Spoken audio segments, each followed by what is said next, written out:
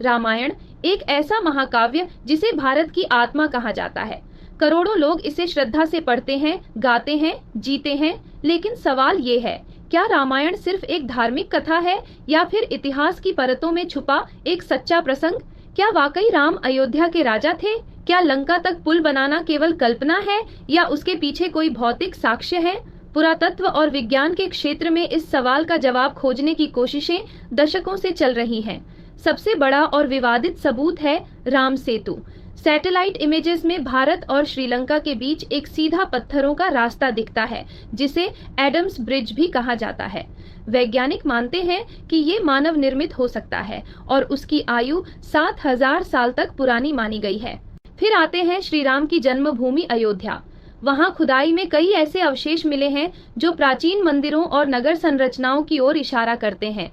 इसके अलावा नल नील द्वारा बनाए गए पुल की कहानी, दक्षिण भारत में रामायण से जुड़े स्थानों की मौखिक परंपराएं और नेपाल से लेकर श्रीलंका तक फैले धार्मिक स्थलों का नेटवर्क, ये सब एक सांस्कृतिक नक्शा खींचते हैं जो सिर्फ कल्पना नहीं लगती। हालांकि आधुनिक इतिहासकारों में मतभेद हैं। कुछ कहते हैं कि सबूत अधूरे हैं और कुछ इसे पौराणिकता का अतिरेक मानते हैं। लेकिन क्या हर वो चीज जो विज्ञान से सिद्ध नहीं हो सकी वो झूठ होती है, या फिर कुछ बातें संस्कृति और स्मृति में दर्ज होती हैं, किताबों में नहीं?